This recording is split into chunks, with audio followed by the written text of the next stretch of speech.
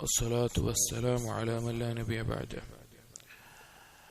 സഹീഹ് മുസ്ലിമിൽ സുഹൈബ് റൂമി റളിയല്ലാഹു അൻഹു ഉദ്ധരിക്കുന്ന ഒരു ഹദീസ്, നബി സല്ലല്ലാഹു അലൈഹി വസല്ലം പറഞ്ഞു, ഇദാ ദഖല അഹ്ലുൽ ജന്നതി അൽ ജന്ന, സ്വർഗാവകാശികൾ സ്വർഗത്തിൽ പ്രവേശിച്ചു കഴിഞ്ഞാൽ, യഖൂലുല്ലാഹു തബാറക വതആല തുരീദൂന ശൈഅൻ അസീദുക്കും, അല്ലാഹു സുബ്ഹാനഹു വതആല അവരോട് ചോദിക്കും, സ്വർഗാവകാശികളോട് ചോദിക്കും, നിങ്ങൾക്ക് ഞാൻ എന്തെങ്കിലും അധികരിപ്പിച്ചു തരണമെന്ന് നിങ്ങൾ ആഗ്രഹിക്കുന്നുണ്ടോ?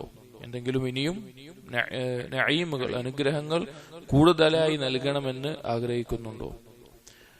ഖാലു, അപ്പോൾ സ്വർഗാവകാശികൾ പറയും, അലം തുബയ്യദ് വുജൂഹന, അല്ലാഹ് നീ ഞങ്ങളുടെ മുഖം പ്രകാശപൂരിതമാക്കിയിട്ടുണ്ട്.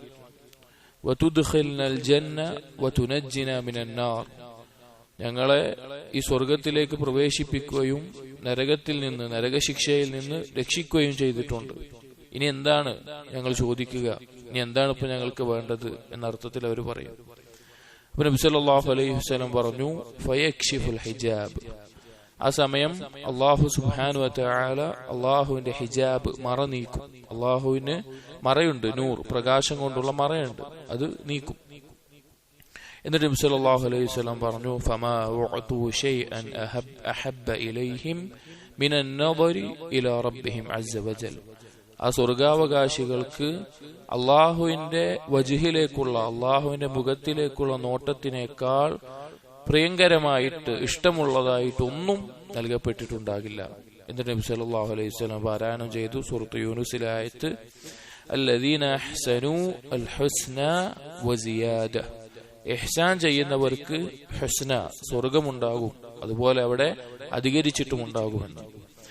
ഇവിടെ സഹോദരങ്ങളെ, നാം എല്ലാവരും സൽക്കർമ്മങ്ങളിൽ മുന്നേറുന്നതും അതുപോലെ ഹറാമുകളിൽ നിന്ന് ഒഴിവാകുന്നതും അള്ളാഹുവിന്റെ തീരുമാനങ്ങളിൽ ക്ഷമിക്കുന്നതും ഖദറിൽ മുസീബത്തുകളിൽ ക്ഷമിക്കുന്നതുമെല്ലാം സ്വർഗം ആഗ്രഹിച്ചുകൊണ്ടാണ്. കാരണം ഇവിടെ നമ്മൾ സൽക്കർമ്മങ്ങൾ ചെയ്യുന്നതിന് നമുക്ക് പ്രതിഫലമുണ്ട്.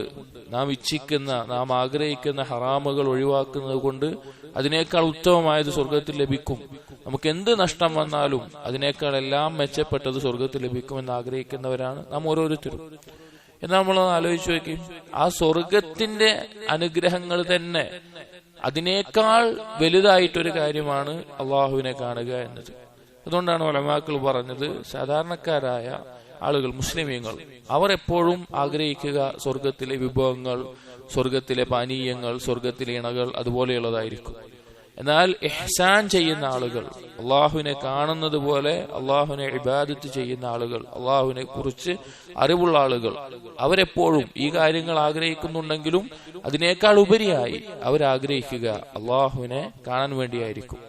ദുനിയാവിൽ നമ്മൾ നേരിടുന്ന, നമുക്ക് നന്മകൾ ചെയ്യാൻ വഴിയുണ്ടാക്കുന്ന കാര്യങ്ങൾ, അതുപോലെ തിന്മകളിലേക്ക് പ്രേരണയേകുന്ന കാര്യങ്ങൾ, താല്പര്യങ്ങൾ, അതുപോലെ അള്ളാഹുവിന്റെ വിധിയിൽ, ഇതിലെല്ലാം ക്ഷമിക്കാൻ നമുക്ക് ഏറ്റവും അധികം നമ്മളെ പ്രോത്സാഹിപ്പിക്കുന്ന, നമുക്ക് ധൈര്യം നൽകുന്ന, നമുക്ക് സബാത്ത് നൽകുന്ന ഒരു കാര്യമാണ് ഈ ഒരു കാര്യത്തെക്കുറിച്ച് ആലോചിക്കുക എന്നുള്ളത്.